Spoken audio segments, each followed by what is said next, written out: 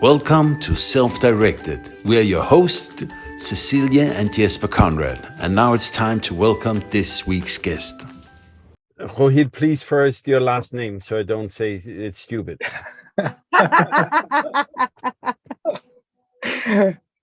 Let me see. I just say it once, and let's see if you can say it after that. Yes, well, it's Yeah. Wadwhani. Wadwhani. It's not hard. Wadwhani. Yeah, Okay, that's I will right. start then. We will start now. I think we should keep this part. Okay. Yeah. Okay, so we're here together with our friend Rohit Wadwhani, and the thing is, when we talk about our travels, one of the things we often say is that the adventure is the people. And you, Rohit, has been one of the big adventures for us. And I find that when I talk to people about our travels and the people we meet, you're one of the persons I talk about. And I tell them your story about how we met this guy living on an animal sanctuary in a small camper, and how you have just blown us away with some of the life choices you have made. Which I find very inspiring. Interesting. Yeah. Okay, please specify that as well. No, but the story goes, we really did become friends. Yeah. Like really Yeah, of fast course. and really with a lot of love in this. Yeah. All of the relations. And I can talk for a long time about how you inspire me, but there's some of the stories we retell is, then we met this guy, Rohit, and then at some point he worked with chimps in Sierra Leone. So let's start there. How did that come to your life, being an Indian boy, born in Kuwait, moved to India, then through the UK? How did you end up in Sierra Leone? Well, yeah, Sierra Leone was. I was looking for a life-changing experience when I was in the UK, and Sierra Leone that certainly was a life-changing experience. I ended up there because, my ex-partner had a project, and I have always been interested in trying out new places. So when she decided to go there to work with children, I decided to follow her and go there and find work. And I've always been volunteering with animals for, I don't know, the last 10, 12 years. So anywhere I work, I always try to find some animal sanctuary or have some contact with animals. It's sort of like it's a big passion of mine. But it doesn't pay me enough to live the life that I would like, that I choose to. So I keep it as a side hobby and stick with volunteering. So when I got to Sierra Leone, I was looking for a place where I could volunteer, and close to the capital, Freetown, is this animal sanctuary, it's called Tacugama Chimpanzee Sanctuary. It's the #1 tourist attraction in Sierra Leone, even though there is not much competition. But the beaches are like amazing. The people are great. The whole place is mind blowing. It completely defeats it. It completely sort of destroys its reputation of being a war-torn West African country full of diamonds and whatnot. All the negative press that goes with it. It's a wonderful country. It's very different, but it's wonderful. And so I decided to find a place where I could volunteer with animals. I met the founder of the sanctuary, and he was more than happy for me to come and. Because my background is in IT, he was happy for me to come and help out with the IT side of things at the sanctuary. But that's just an excuse to put my foot through the door. After that, I was like all over the baby chimps, and I was just like playing with the chimps. And forget the IT stuff, man. I was like playing with raising. I spent 1 year every Sunday from about 7 in the morning till 5 in the evening, looking after a little baby chimp, and that's how I spent.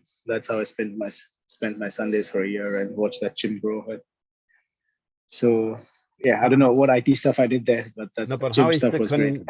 How is the connection you get with a baby chimp? Is it like close to a human baby? How was it? Yeah, I don't have any kids, so I think it's the closest people from what friends tell me about the connection with kids. It's the closest thing I have experienced to having a child. Was the one that I was given the responsibility of. His name is Flavor. He would fit. He was just like he would fit from the tip of my middle finger till just till my elbow joint. So he was quite a small chimp. And then completely helpless. Every time I went close to the chimp, he was super happy because he had body human contact. And every time I left in the evening, he would absolutely howl in pain. The screaming, it was shriek. Yeah, it was just like the humans aren't evolved to ever get used to that sort of noise. So it was always a Sunday afternoon going back was like the worst for him and for me. And then the chimps grow a lot faster than human babies. So watching the behavior grow, how he became more confident and sort of, you would communicate without words. And I think that was just through the feeling. And I think you guys being parents, that better than anyone. So I think it was, it's the closest thing I think I've had to having my own child. Yeah. And I worked with different animals. I worked with like wolves and all the different sort of mammal species, quite a few mammal species, but there's a reason why chimps are the closest to humans. They transmit a lot of, they exhibit a lot of human behavior. So it was one, just looking into the eyes of a chimp is, fantastic. Do you still have contact very, very with him fortunate. somehow? Yeah, I get updates of how he's doing. And don't have WhatsApp or anything. No, I don't have his direct line. He sort of, you know how teenage kids are. They don't want to talk to their dad. Yeah, they don't respond. Yeah, they just sort of rebels. So that's not even true. No. It's a mainstream joke, but actually we have a lot of teenagers in our family, and they do respond. Yeah. Depends on the teenager. It's a stereotype. But yeah, it was fun. It was a fun joke. But you're not just going to get to slide over the wolves part, because that's one of the stories we tell about you also. It's like, so Rohit, he worked with these chimps, but then he actually also took care of some baby wolves at some point. So where were you? How did that happen? So that was before Sierra Leone when I was in the UK, and I would have loved to take care of baby wolves, but I wasn't taking care of it was a 3-year-old wolf, a 2.5-year-old wolf. So that's by that point they're fairly grown and they have sharp enough teeth to rip you up. So yeah. So that was again. I was working for Thames Water, and the biggest water company in the UK, and and close to that is the animal sanctuary. So it was like half an hour, 40-minute drive from there, near Reading in the UK. And again, just searching for a place to work with animals, found this place, and it was wonderful because when I walked in, I applied to become a volunteer. When I walked in for the interview, they were like, we don't select the volunteers, the wolves select the volunteers. So your first interview is you just go into the enclosure with wolves, of course, surrounded by experienced wolf handlers. And the wolves just come and size you up, and they need to see how you respond to, like, the wolf handlers want to see how you respond to fear, because the wolves will try to sort of dominate. They will eye you up. They're like big dogs. They're a bit wary around you. And but fortunately that morning, just by chance, I'd had like an egg sandwich. So my breath had enough egg, sort of smell of egg to melt any wolf. And I also had put some, those were the days of putting like hair gel as well. So the wolf, like there was 3 wolves, and one of them was enchanted by the smell of the egg. The other one was curious by the smell of the hair gel. And the third one was just curious, like confused by the behavior of the other 2. So the wolves just accepted me straight away. And and it was, go on. I think it must have been something completely different. It's a good story.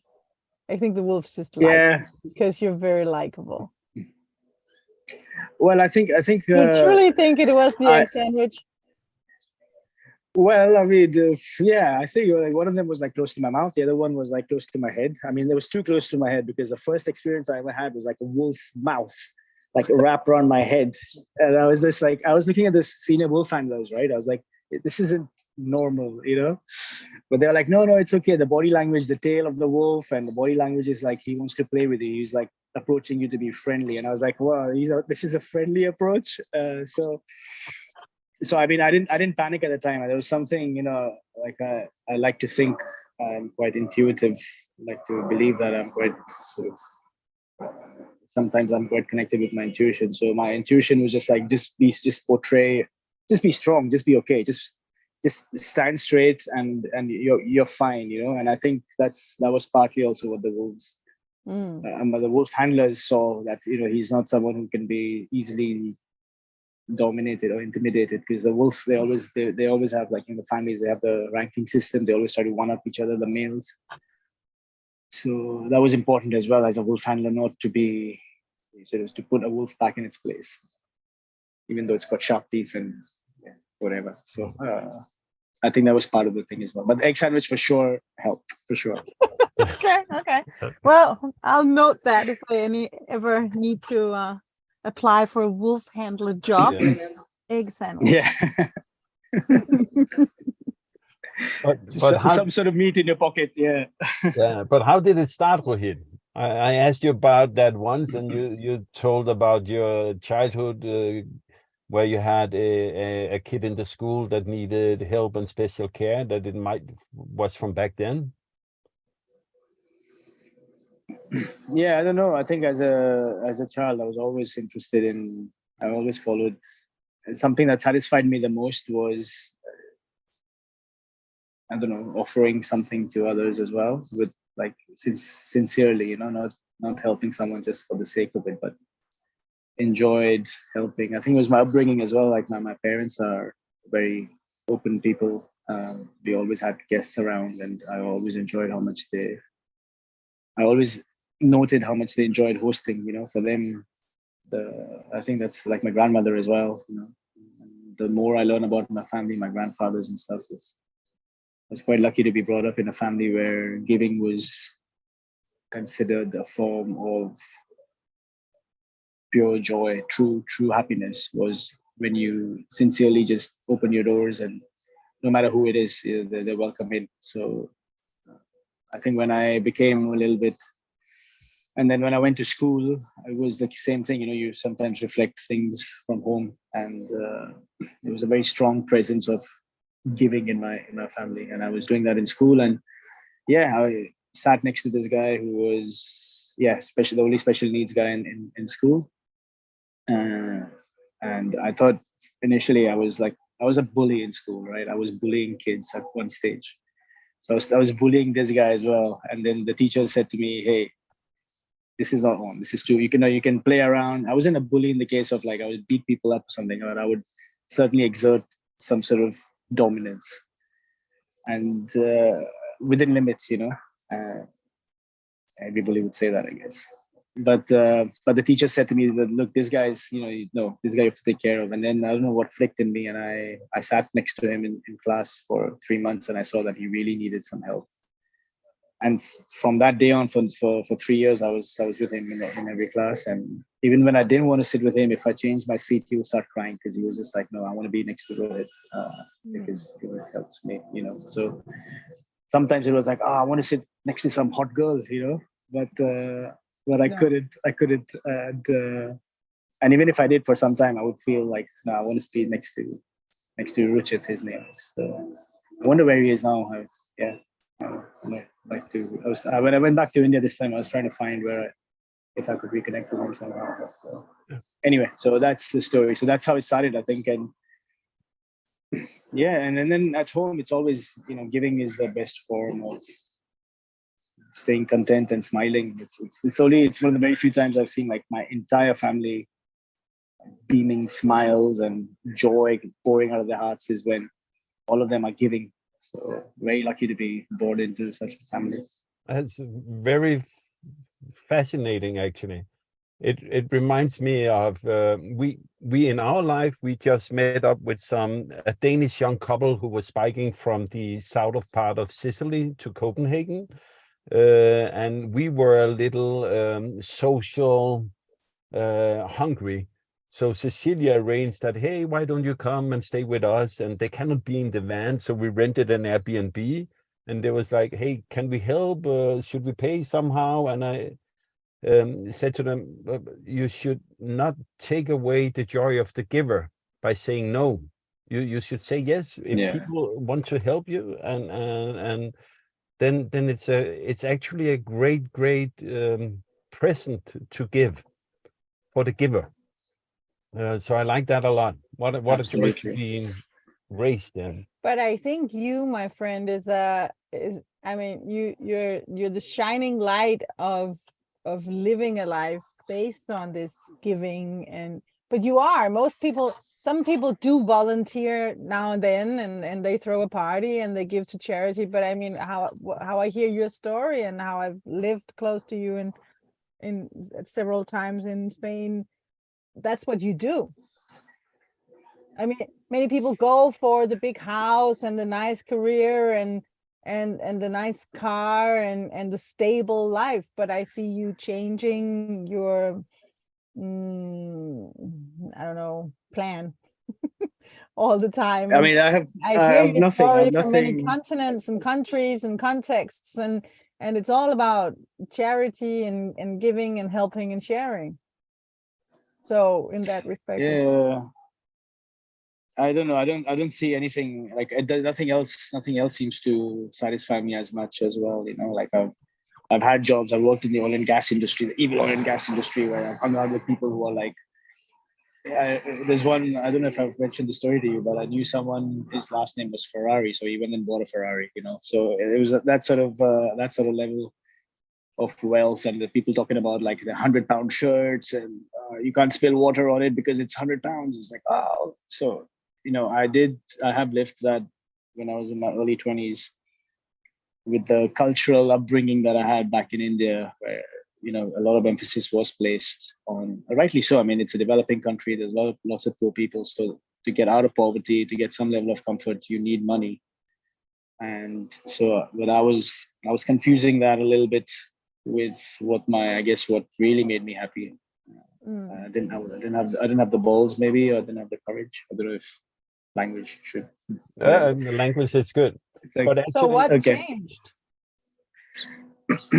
Yeah, I lived that life in Scotland for a few years of trying to earn some money, and I was having those 100-pound shirts, which really didn't feel anything. It just felt like a shirt. It felt suffocating. You know, I had to wear a tie at that time. It was like, oh my god! It was like, why have I got this fucking noose around my neck? You know, like I felt trapped, and I felt my conversations weren't going anywhere. I was getting drunk on weekends just to escape the monotony of the week, and then I guess when I was volunteering, I was truly happy, and then at some point I just realized that, because even in Scotland I was doing some work with the links, and so that's where I was truly happy, and I was like, why don't I just follow this? Without telling my parents, without telling anyone, I just slowly diverted towards volunteering and then working with NGOs and changing my lifestyle a little bit. And then eventually told my parents, hey, by the way, there's this, my whole wardrobe is 100 pounds now, not just a shirt. Including the all bag. my possessions. Including the bag that will hold all my possessions. Yeah. Exactly. But now I'm happy. Yeah. That's another fascinating element if we are discussing your personality, that you have this minimalism. You can actually throw all of your possessions into a quite small backpack and go. And I discussed this morning, you know, we can talk to you for hours because we're friends, but what would be like the interesting thing? And I really struggle with that. We live in our van, and I think we have a lot of stuff, and we do have a lot of stuff. Oh, yeah. And I was just wondering if did you make a choice at some point to not possess, or are you more like the natural minimalist? Yeah, I think I'm a natural minimalist, and I think we can't really compare our situations. You know, you've got no, I'm not trying to. No, let's forget about the comparison. It's not interesting. No, but what is interesting is how, I mean, it is quite extreme. And some people Yeah. make a full Instagram profile on the 59 objects they own and talk about it for hours and write a book. And I mean, And you have do a 15. podcast, and you have like 15 objects and you don't care about it. So I was just wondering how did that, I mean, why don't you go buy 10 coffee cups and some books and a pair of, I don't know, a skateboard, or I mean, what, it's very different from most people's lives. Yeah, it is. It is. You're right. I think it's a consequence of moving Sofa. around. What about a sofa? Yeah, it comes with People a like flat. to It buy comes with a stuff. flat. I don't know. I feel like such. You buy things. You buy something. You pick it up. You bring it home. You look at it, and then the novelty is gone for me. Mm-hmm. Like you look at it twice. You look at it 3 times, and then the novelty is gone. You know, like I feel so much happier sitting on a patch of grass than than going and buying a fancy. Of course, fancy sofas can be very comfortable as well, but So kind of patch of grass. objects. Yeah, but objects have never really has never captured. I think it's really connected with my desire to work with animals. I've been out so much and being out camping and things, you know, with 2 t-shirts and 2 pairs of trousers for 4 days, and you just realize that you don't really actually need those many things, and it's 1 pair of trousers too much. Yeah, and I think it's also like you know, because I've lived that Mm-hmm. buying the 100-pound shirts, like I said, and also I mean in that era, I also went to in that phase of my life, I also went to like Vegas and spent $600 one night, you know, in the casinos, and then I genuinely felt that I've emptied myself of objects. I feel like I don't have the same desire. Like I spent that evening when I clearly remember this so vividly, when I lost the $600 in a few hours in Las Vegas. I was actually genuinely happy. I felt lighter. I suddenly felt I didn't have to pretend that I want things. I was like, now I've spent this. Now I've got it. I've done it. I've emptied myself of this.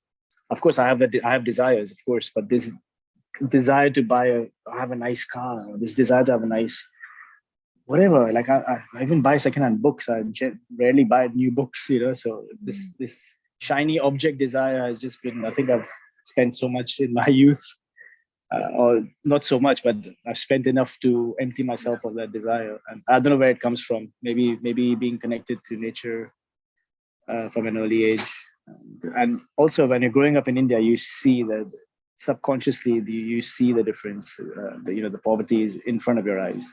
And that does play an impact when you see someone who's just a child, just your age, who's got just a shirt on his back and who's fixing shoes, you know, and you just happen to be born in a different place, so you've got 3 pairs of shoes that you need fixing, you know, and so it's just pure luck that I was born in a great family. So yeah. I think that subconsciously also became more conscious when I was working with animals and whatever charity stuff, without realizing.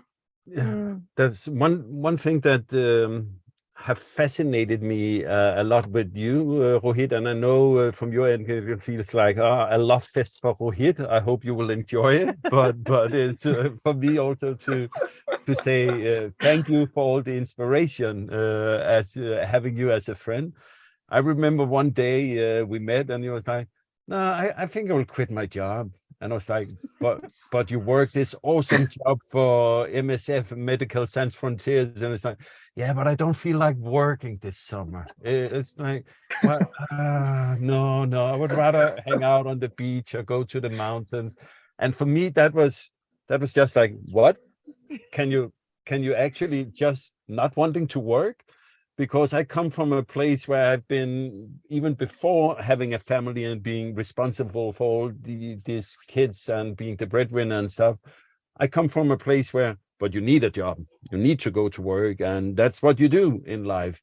So for me, meeting you, taking that steps multiple times in your life, I know, has been a big inspiration. But how come you feel okay about it? Just not wanting to work. It's actually, I was just speaking about this maybe 4 weeks or 5 weeks ago to a friend about the fear of the dark. And I'll tie that now. I'll come back and I'll tell you how it's connected to your question. But I think I was like 6 years old. I remember vividly we used to have like family cinema nights. So, you know, me, my sister, my parents would lock ourselves in one room, watch a film. The rest of the house would be pitch black. And we'd just like get popcorn, watch a film. It wasn't a weekly thing, it was a monthly thing. But yeah, we'd sit and watch. And everyone in the family knew I was scared of the dark. So purposely, my sister would leave something in the other room. She'd be like, Rohit, go get it. And of course, my mom and dad would join in. They'd be like, oh, Rohit, go get it. And this is like a 6-year-old boy, you know, bricking himself. Yeah. But I mean, yeah, for me, it was horrible. But for them, it was, they saw a different side of it. And this happened like a few times. And I remember distinctly once, I knew this would happen. I would sometimes dread film nights at the start. And I knew this would happen. So I was just taking a few deep breaths. And my sister said, hey, I forgot something. I was like, oh, and I just said, okay. And I went and I was like, in my mind, I was like, okay, what am I actually scared of? You know, because there's nothing in the dark. It's my flat. It's my room. I know where every centimeter of that room. It's just my imagination that's driving up the fear. So at that age, I remember I was standing in the room at 6 years of age in the dark, and I'm like, okay, are there monsters here? If they are, come and get me, you know. And I was like standing in front of my fears, breathing, and like, why am I scared of the dark? I shouldn't be scared of the dark. There's nothing to fear. I'm scared of my thoughts. That's it. And I think it comes back. And since then, it's just been a case of every time I get scared, of course, there are many moments I get scared and I need time to process the fear. But it comes down to the same repetition of that same cycle. Is like, okay, what am I actually scared of? Am I actually scared of the situation, or am I scared of what I think the situation could be, you know? Yeah. And the job is the same thing. It's like, if you quit your job, you might, I had money in the bank to pay rent for some time. I have enough, now I've got enough confidence in my abilities that I can land the job. I have skills to offer. I have enough contacts that can give me some work to make. I'm not, you know, going back to the minimal thing. I don't need a lot of money to keep me going. So all the bases are covered. The rest is just a fear, or society fear, or your own fears, or your cultural fears. That, oh shit, I don't have a job. Shit, but no, I've got 4-6 months rent covered. What else do I need? You know, that's it. And I have the beach. I've got friends, and even if I don't have, if I really fall short, I'm not shy to ask for help.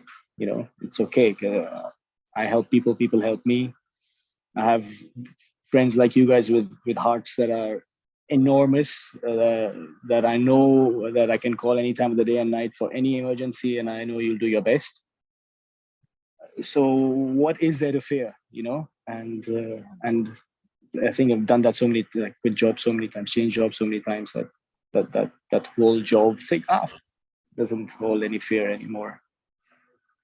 I think the scared of the dark story within this story is very much in line with your problem with quitting job. Oh yeah. It's not so much about the money. No.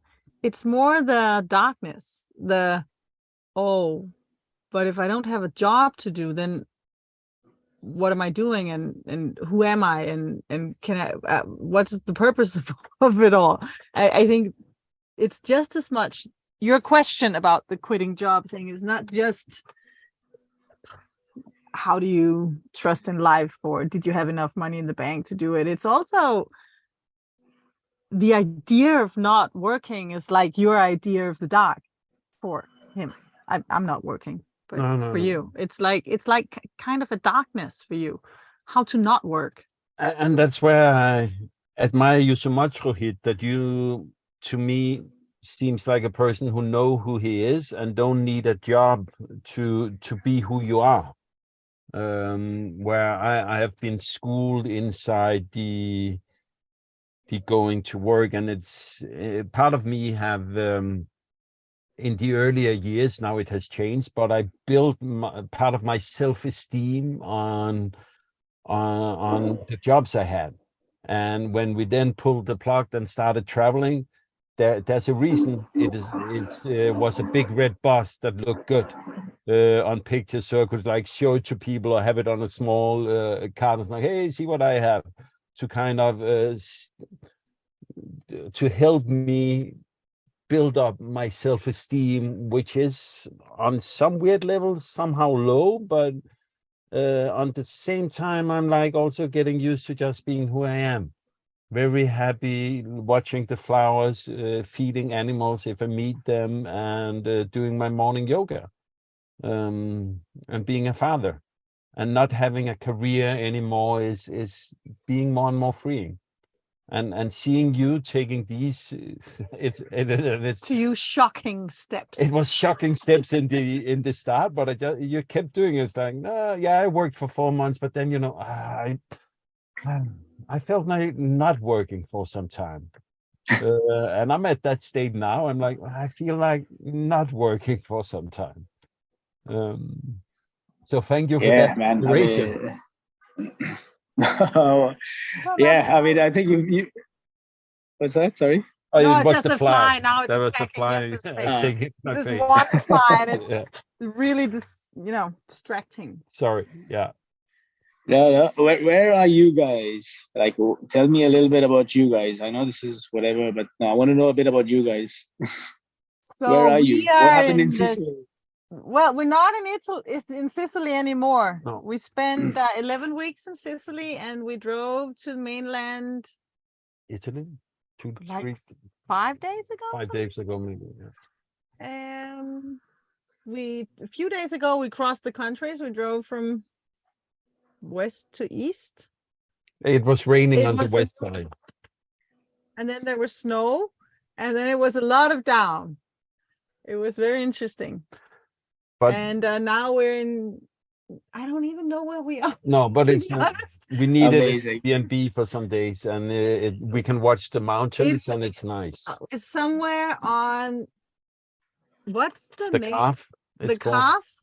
If you look at the Italy. boot, we're on the Calf. Okay, and, right. We were at the coast, but then we found an Airbnb somewhere in the mountains, and I don't even know where it is. We came yesterday, and more or less we've been washing clothes and cooking and working, and I haven't even been out of the gate. No. So tomorrow we will. I Amazing. have been out of the gate, and I've seen the mountains with snow on top. And tomorrow we will go walk the mountains. The thing is, I checked Google Map. Our Nice. next set place is a short week in Venice, because we have visited Venice once, but we want to see how is it to live in Venice. And it's super expensive to rent something there, so we rent something for 5 days, and that must be our Venice experience. Yeah, it's not. But there's 4.5 hours Nice. only on Google Maps, and after we are finished here, we have a week to cover 4.5 hours of driving. So we will just we can do it. We can do it. But that means we will. I think you can push. I think you can push the car. Yeah, we could push 4.5 hours. But we are going up. I think we're going back up into the mountains because the kids really want to enjoy the snow. Yeah. So we'll do that for a while. And then on the way to Venice, there is Ravenna, which is another allegedly famous Italian town. I didn't know. And there's a great art museum, and then there's a mosaics that we really want to see. So that's how amazing. We just some of the journey just living the life, and some of it actually this mosaic thing is from, I read a book with Fjord, a cartoon, Mickey Mouse style, and it was featured these mosaics, and I was like, if they're in this cartoon, they must be kind of famous. And then I started reading about them, and they are kind of famous and amazing. So now I want to go see them in real life. And it's just on the way to Venice. Amazing.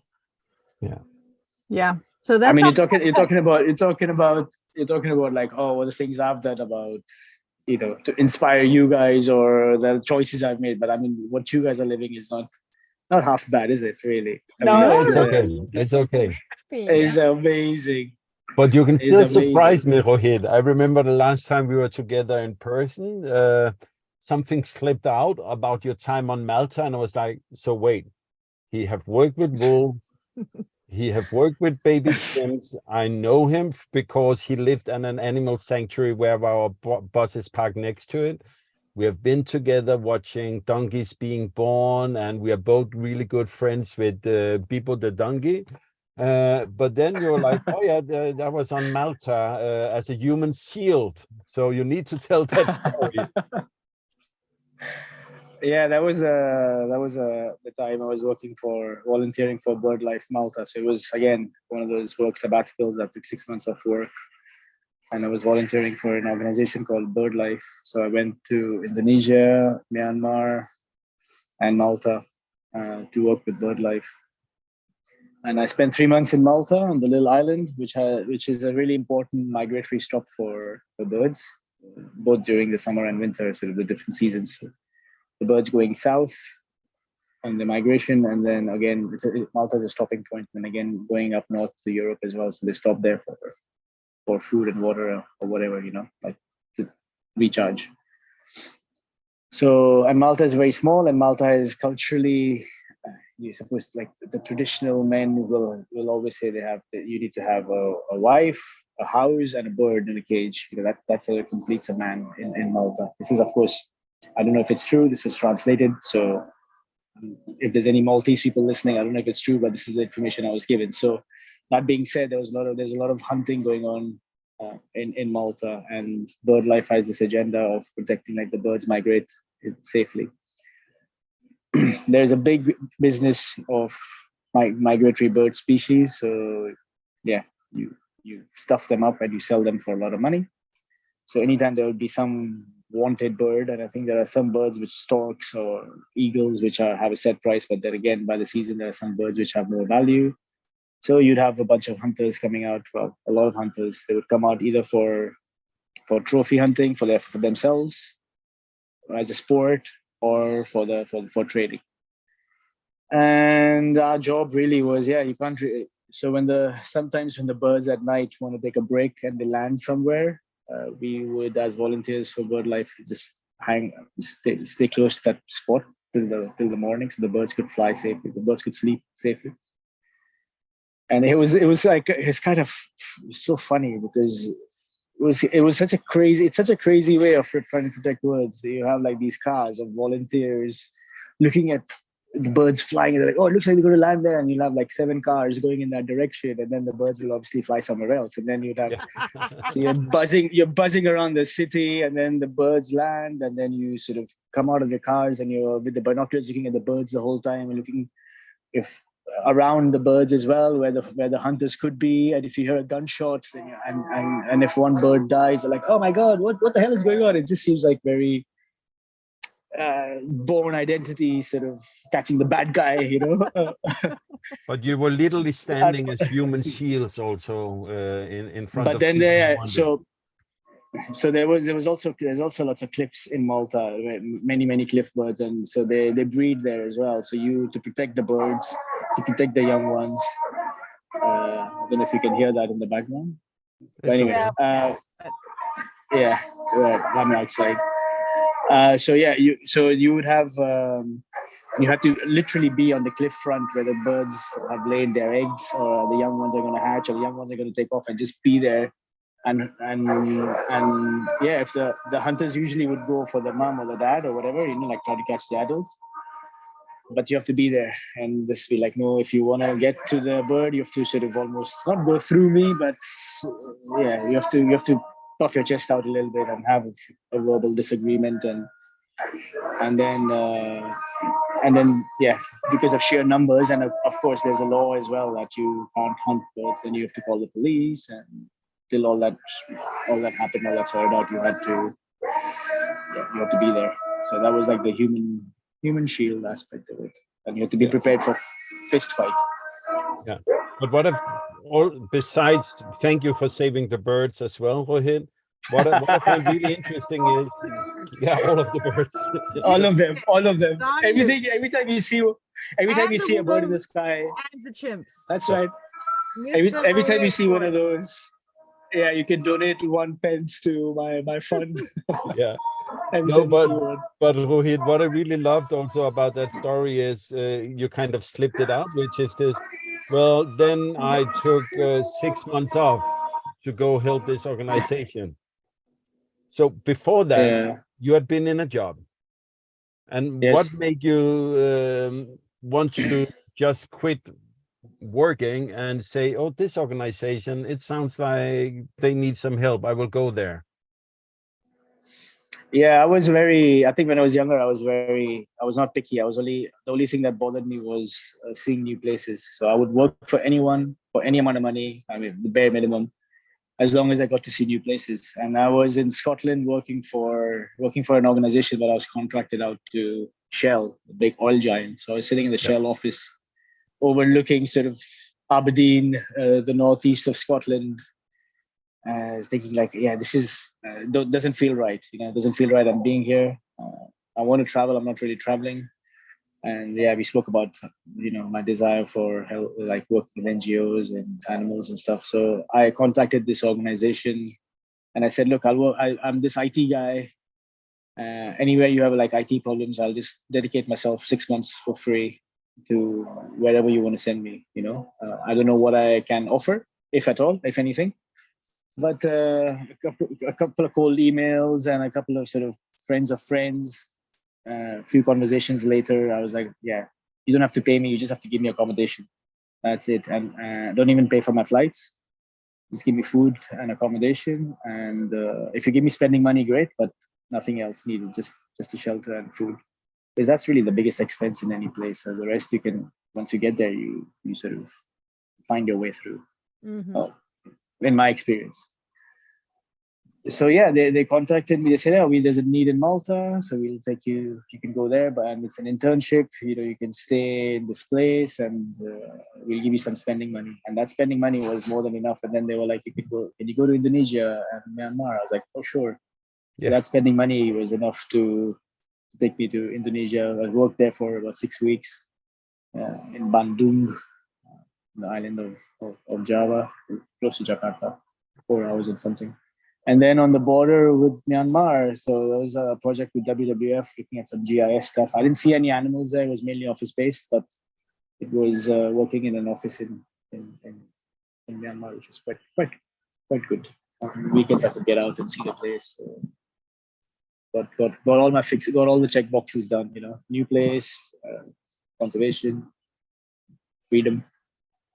And no, I think that's actually coming back to your minimal question. I think that's one of the reasons. Like, I don't have enough money to buy more things, so it's an automatic minimal lifestyle. But that's a choice, because you did share. You did earn a lot of money at one point, and then you decided it was not worth it. So if you wanted a lot of stuff, it's not like you're the victim of poverty. You're voluntarily not having. I think I was lucky. I think because in the Indian culture, the son is meant to provide for the family. So I was always brought up with this intrinsic need to earn money to support the family, even though like my parents didn't really need it. So,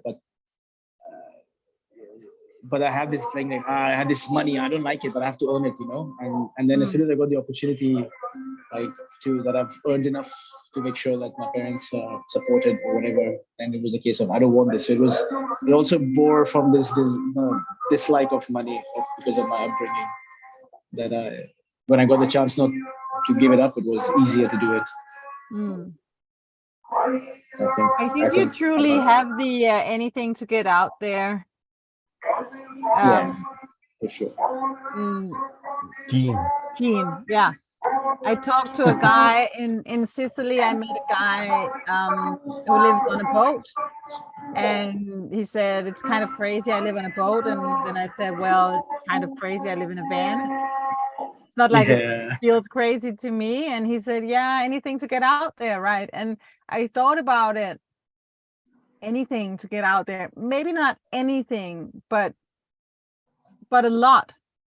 I can let go of a lot to get out there. And it sounds like you're ideas even when you were in your early 20s, you know, as long as I can get out there. Priority one is a new horizon, and then almost willing to anything. I can sleep on the couch and you can feed me rice and tomatoes and I'm happy. And I think it's one thing that many people don't get to sort out. They don't, I don't know, take the time or think about doing it, but like, what's the top priority? We live in this consumerism culture where we're supposed to want everything.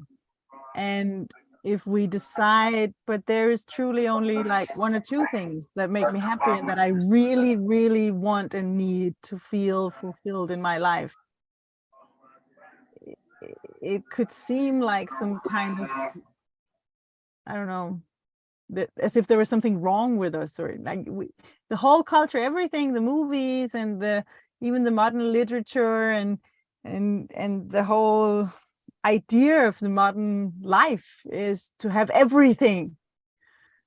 So it's radical to choose the backpack and the I don't care if you pay me money as long as I get to the horizon. It's interesting because right now I'm in Kuwait, and they've always asked me to come here because it's quite a wealthy country. And now I've been here for a couple of months, and the conversations I'm having with people, you know, it's wow, it is really suffocating for me. In not that I'm right, they're wrong.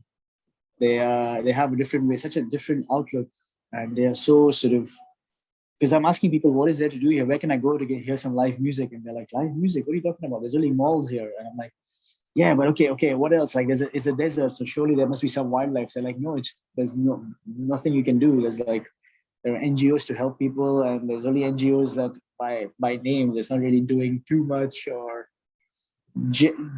I was like, okay, then how can I meet people? They're like, no, everyone has their own groups. People don't really get out. Everything I'm coming across here is very, very different to what our values are or how we choose to live our life, you know. So this is the most extreme place that I've come across, where I'm really struggling to sort of find a little corner of my get out there of my reality. So but then again, this is so it's all about the cars and the how much money and all that kind of stuff. So I think you're right. Anything to this desire to get out there is quite a driving force, and it really helps me, like seeing genuine smiles and seeing sort of losing yourself is kind of somehow fulfilling, you know, as I'm sure you know. Yeah, I do. Exactly. I think exactly it's one of the reasons why you guys are also. Yeah, we have a kind of anything to get out there. Oh yes. Feeling. Almost anything. Living from a bus. Yeah. Well, the bus is for sale now. Now we're down to the van. Yeah. So is that definitely happening? Well, it's just for sale. No one's bought it yet. Okay. So, and we have a very, very peaceful. I'm happy if someone falls in love with it and wants to take over, then I'm happy to sell it, and if not, I'm happy to keep it. I hope it can be the ticket to freedom for someone else, as it was for us.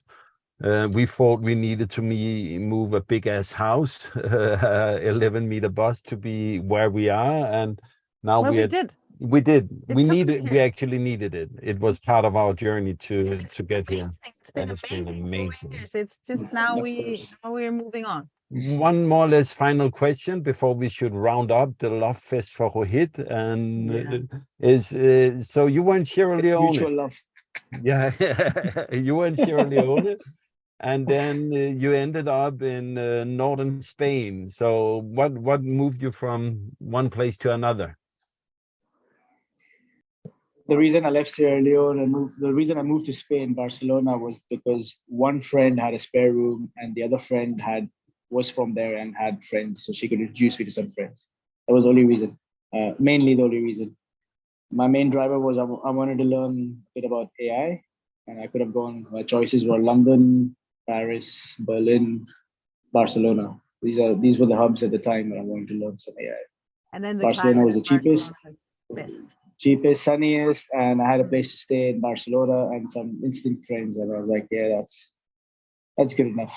What else do you need? If you have, yeah, me too. That's it's also quite a bold way to travel. It's like, oh, I want to learn some AI, and here are the different hubs. Oh, a friend have a spare room. Why not? A lot of people would have wanted a safety net bigger than that, Rohit. I mean, I've got a bed, like what, a roof over my head, and someone who can show me around. There's nothing else much more. There's nothing. No. I would be happy with that. Yeah, for sure. Should we wrap it up? Yeah, let's. So, Rohit, thank you for all the inspiration you have been in our life, and I hope the people listening to your story can be inspired to also just get even more out there and being less scared of the dark in their life, whatever that represents, and just go out and enjoy the world with a little of that Rohit inside of you. The Rohit spirit. The Rohit spirit. Thank you for your time, Rohit. Yeah. Thanks, guys. Always great to see you and catch up, and lots of love as always, and to the kids as well. Not so kids anymore, the young adults, should I say. Yeah, the young adults. Oh man, they are growing faster than you can brew your morning coffee. Yeah. All right. Looking forward to seeing you guys whenever that is. Yeah, likewise. When time is, Rohit. When time is. Thank you. Thank you for listening. We hope you enjoyed today's episode, and if you liked them, then please share it with all your friends and family. We would also love it if you gave our podcast a review. Thanks. And if you want to support our podcast and work, then you can find us on patreon.com/theconradfamily.